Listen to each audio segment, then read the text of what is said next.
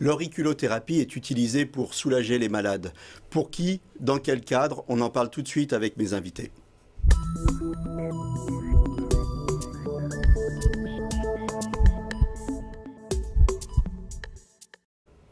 Alors, je suis ici sur le plateau avec Marie-France Richard et puis le docteur Cyril Laporte. Auriculothérapie, qu'est-ce que c'est? Et on a envie de savoir d'abord si c'est quelque chose de sérieux. C'est un truc de charlatan, ça, l'auriculothérapie? Alors oui, l'auriculothérapie, c'est une médecine très occidentale hein, qui s'apparente un petit peu à de l'acupuncture. On va piquer les oreilles sur des points très précis, mais on n'est pas dans la philosophie asiatique énergétique, on est vraiment dans la neurologie, la neuroscience. Alors, comment ça marche? Ça marche en stimulant des points particuliers au niveau de chaque oreille. Il y a 196 points par oreille. On va les stimuler avec des aiguilles ou avec du froid. Et on va aller essayer de modifier le fonctionnement du cerveau ou le fonctionnement de certains organes à travers ces piqûres qui vont stimuler des nerfs qui sont déposés au niveau de l'oreille et qui peuvent faire ça. Des aiguilles, du froid ou du laser? Alors, on utilise des aiguilles et du froid essentiellement. Le laser, c'est utilisé de façon très très anecdotique, mais c'est surtout des aiguilles semi-permanentes qui restent, des petits clous, tout petits clous, qui peuvent rester 1 semaine à 3 semaines et qui tombent tout seuls. Ou alors avec du froid, donc là c'est plutôt de la cryothérapie. Alors par contre, pourtant vous, Marie-France, vous m'avez dit, j'ai été soigné, ce qui m'a séduit, c'était cette technique au laser, donc on vous a pas mis les petits clous à vous. En fait, j'ai eu l'occasion la première fois pour être suivie pour l'auriculothérapie avec un médecin à cette époque-là que je connaissais. C'était sous forme de petits clous. Alors on dit petits clous parce que c'est microscopique. Ça a la forme d'un clou. C'est pas du piercing, hein, loin de là. Mais ça fait quelques petits millimètres. Et en fait, j'ai eu l'occasion de connaître cette façon d'être soignée. Mais avec le docteur Laporte, j'ai pu bénéficier justement de ce soin par le froid, ce qu'il appelle. Donc la méthode est un peu différente de celle des clous parce que déjà, elle est un peu moins douloureuse au niveau du suivi. Et ça permet de pouvoir cibler le point qui correspond à l'inflammation qui est dans le corps. Bon, moi, j'ai pu en bénéficier. Mais vous m'avez parlé du laser aussi, alors... Oui, je disais sous forme de laser parce que pour moi c'était un petit faisceau. Donc en fait quand j'ai dit laser c'était plutôt par le froid. Il y a une petite erreur de ma part, mais ça n'avait rien à voir avec les clous que j'avais auparavant. Et j'ai trouvé qu'au niveau de la méthode du docteur Laporte me convenait beaucoup mieux parce que c'était moins douloureux au niveau du suivi. Bon, après, il peut arriver que les 2 oreilles soient touchées. À ce moment-là, quand on veut se coucher avec les clous, c'est un peu plus douloureux. Vous vous êtes connu, vous aviez une polyarthrite et Oui. vous vous êtes connu dans le cadre du suivi de votre cancer. Hein, vous avez un cancer du sein, vous êtes en rémission et c'est à ce moment-là que vous avez connu le docteur Laporte. Voilà. Qui a eu une approche globale de votre cas et qui à un moment vous a parlé de l'auriculothérapie, c'est ça? Tout à fait, parce que je lui ai fait part justement que j'étais suivie dans ce cadre-là à l'unité antidouleur qui me prenait en charge. Et quand il m'a parlé de sa méthode, j'ai vraiment voulu essayer. J'étais très curieuse et très, très partisante de ce genre de soins. Et j'ai trouvé vraiment une amélioration non négligeable. Qu'on soit bien clair, l'auriculothérapie, ça soulage, c'est pas fait pour soigner le cancer. Non, Il faut être bien clair là-dessus. On est très clair. L'auriculothérapie, mais pour quoi que ce soit, l'auriculothérapie ne se positionne pas comme quelque chose qui va guérir quelque chose. Ça va calmer des douleurs, ça va améliorer des symptômes, ça va calmer des angoisses ou des stress, mais on vient en plus des traitements habituels allopathiques, classiques, médicamenteux ou chirurgicaux. On est un traitement complémentaire. C'est un traitement de support. Exactement, c'est un traitement de support, oui, ça s'inscrit comme ça. Combien de séances avant que ça marche? D'abord, est-ce que ça marche? Ça marche, j'en suis convaincue et c'est pour ça que j'en parle autour de moi par rapport aux bienfaits escomptés. Mais c'est surtout que j'en suis à ma 2e série par le froid et je suis persuadée que ça a été à la base pour moi de baisser mes antidouleurs que je prenais. J'en prends toujours, mais ça m'a permis de réduire un petit peu les quantités d'antidouleurs que je prenais. Donc avant, vous étiez sous morphine, d'ailleurs vous êtes toujours sous morphine, mais oui, vous en prenez beaucoup moins, c'est ça? Beaucoup moins, c'est ça, c'est tout à fait ça. Et vous dites, 2e séance, c'est des séances de combien de... Alors, Deuxième série, en fait. C'est des voilà. séries de combien de séances? Ben, en fait, on s'est vu il y a quelques mois. Là, j'ai ressenti vraiment les effets. Bon, comme tout, ils ont le bienfait s'est escompté. Là, on a repris rendez-vous pour la première semaine de janvier pour refaire une séance. Donc, les Et les effets, vous les améliorations avez ressentis au bout de en quelques jours. quelques jours? Quelques jours, oui, oui. Oui, C'est oui, quelques miraculeux, ce jours. truc-là, alors. Ben, écoutez, ça vaut la peine d'être essayé. Franchement, je trouve que c'est quelque chose de pas négligeable comme méthode pour pouvoir compléter une autre prise en charge. En tout cas, si on est sceptique, on n'a rien à perdre à essayer. Tout à fait. Est-ce qu'il y a des effets secondaires? Les effets secondaires sont liés à la technique, c'est-à-dire que si on met des clous, ben on peut un peu accrocher les clous au niveau des oreilles, si on met un casque ou lorsqu'on dort. Et lorsqu'on utilise une technique qui est de la cryothérapie, on va avoir une petite sensation de froid sur les poings. Ensuite, pendant 1 heure ou deux, les oreilles sont chaudes, comme lorsqu'on est au froid et qu'on se met les mains au chaud, tout d'un coup on a très chaud. Puis il peut y avoir des petites croûtes sur ces points-là qui tombent au bout de 2-3 semaines, mais il n'y a pas d'autres effets, non. Est-ce qu'il y a des contre-indications? Il y a des contre-indications, notamment avec les clous, on est sous anticoagulant, à forte dose notamment, on peut avoir tendance à... Il faut faire attention, ça peut saigner. Il y a certains mois de la grossesse, il y a des points à ne pas faire, hein. Alors, il n'y a pas des contre-indications absolues de l'auriculothérapie, mais il y a des points dont on sait qu'il ne faut pas les faire dans certaines conditions particulières. De grossesse ou dans certains cancers, il y a des points à ne pas faire, par exemple, aussi. Alors, est-ce qu'il y a des sceptiques, y compris dans le monde médical?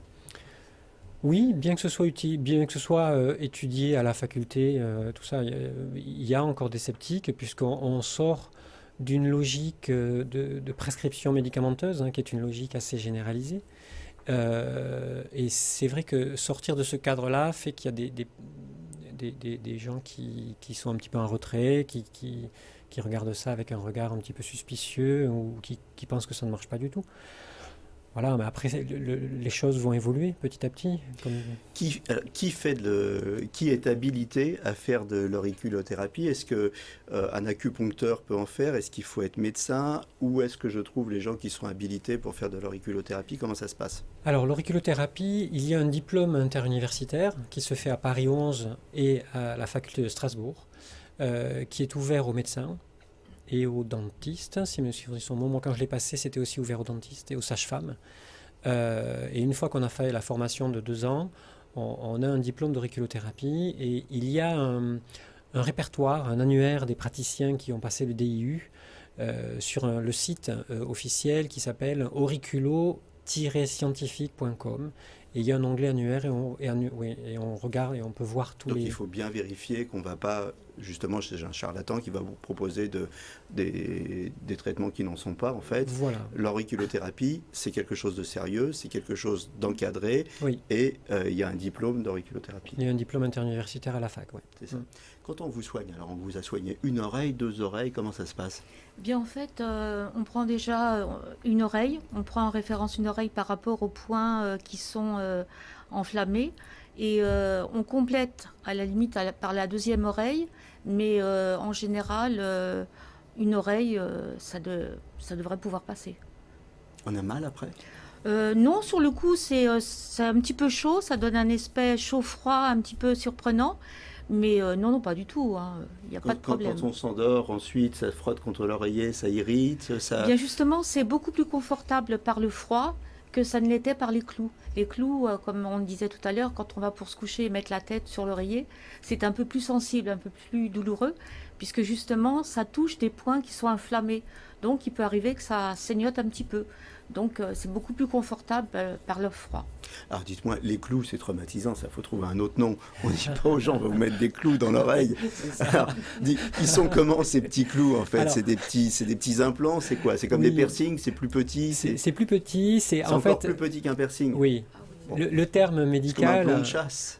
Oui, c'est peu. ça, c'est un petit peu ça. C'est vraiment, ça a la forme d'un clou parce qu'il y a une tête et il y a une petite, quelque chose qui a percé. Ça fait à peine 1 millimètre, 1-2 millimètres. Et en fait, le terme médical, c'est ASP, aiguille semi-permanente.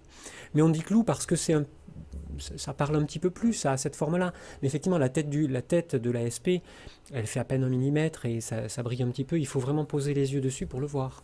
Comment ça se pose? Alors, c'est dans une sorte de petit injecteur en plastique. C'est à l'extrémité de l'injecteur en plastique. Et sur l'autre extrémité, on appuie avec le pouce. Et le fait d'appuyer injecte l'ASP dans le... D'accord, qui va se sur le résorber et qui va tomber au bout d'un moment, c'est Voilà, ça? qui va tomber au bout de quelques jours à 3 semaines, c'est variable. Et donc il faut être extrêmement précis quand on le pose, ou c'est quoi le degré de précision? C'est 1 millimètre, c'est moins? Il y a des zones de l'oreille où il y a tellement de points concentrés qu'il faut vraiment être très précis, on va dire à 2 mm à peu près. 1-2 mm. Il y a des zones Mais de comment vous l'oreille. faites? Parce qu'une oreille, ça a une forme tellement diverse d'un individu à un autre. Oui, grosso modo, on a à peu près tous les mêmes oreilles. Anatomiquement, on a à peu près tous les mêmes régions, on va dire, anatomiques au niveau de l'oreille. À part certains rugbyman qui ont des oreilles totalement déformées par les mêlées ou les choses comme ça. Mais on retrouve... L'auriculothérapie, il faut qu'ils oublient. C'est très compliqué. Il y a des personnes, c'est très compliqué, oui. Et alors, vous, donc, comme je le disais, vous avez une polyarthrite et vous êtes en rémission d'un cancer du sein. Est-ce que vous pensez que l'auriculothérapie vous a aidé aussi à alléger les souffrances post-traitement du cancer du sein, ou je ne savez pas trop? Oui. Oui. Parce qu'en fait, ce sont des douleurs qui sont diffuses sur la partie opérée et aussi un peu sur le bras. Donc, comme ça touche en fait des points douloureux, ça se ressent quand on met le froid sur cette zone-là. Donc, j'ai pu bénéficier de l'antidouleur pour mon cancer, comme je l'avais pour ma polyarthrite. Alors, pour les femmes qui sont en rémission d'un cancer du sein, je sais que vous utilisez couramment ce traitement. Parlez-nous un petit peu de ça, comment ça se passe? Alors on va l'utiliser, déjà les indications, on va utiliser l'auriculothérapie lorsqu'il y a des fourmis dans les mains et dans les pieds liées aux chimiothérapies, ce qu'on appelle des paresthésies. Là on peut améliorer la symptomatologie et les faire récupérer beaucoup plus vite. On va aussi utiliser l'auriculothérapie dans les douleurs les douleurs résiduelles après chirurgie du sein, que ce soit une mastectomie lorsqu'on a enlevé la totalité du sein ou une partie. Parfois on a des douleurs de cette zone-là et ce sont Alors, des douleurs pour bouger ou des irritations suite à la radiothérapie? Non, ce sont des douleurs pour bouger liées au geste chirurgical. D'accord. Parce qu'on coupe la peau forcément et on coupe des petits nerfs et le fait de couper ces petits nerfs engendre des douleurs résiduelles au niveau de la peau. Et l'auriculothérapie a vraiment une très très grande indication dans tout ce qui est douleur d'origine neurologique de cet ordre-là. Et là, on améliore vraiment très bien. Je dois dire que moi-même, je suis très surpris des résultats parfois en voyant des douleurs disparaître totalement. Donc ça marche post-chirurgie, mais post-radiothérapie, c'est pas efficace, ou moins? Ouais, c'est moins efficace. On n'est pas dans les mêmes mécanismes de douleur par rapport à la radiothérapie. La radiothérapie, c'est plus une sensation de brûlure sur la peau, et le mécanisme neurologique n'est pas tout à fait le même. Donc il est moins accessible à l'auriculothérapie. Ouais. Au bilan, alors vous, qu'est-ce que vous diriez aux gens qui souffrent comme vous d'une polyarthrite ou qui se sont fait traiter pour le cancer? On y va sans hésiter? Écoutez, pour ma part, j'ai vraiment été très heureuse d'avoir pu bénéficier de cette méthode par le froid. J'ai trouvé que ça m'avait beaucoup plus amélioré que le système par petits clous, parce que bon, on a tendance à l'appeler comme ça. Mais je suis convaincue que le suivi a été beaucoup plus agréable pour moi avec cette méthode que si je ne l'avais pas eu. J'en discute autour de moi pour mes amis malheureusement qui peuvent aussi être touchés par un cancer comme par des problèmes rhumatismaux.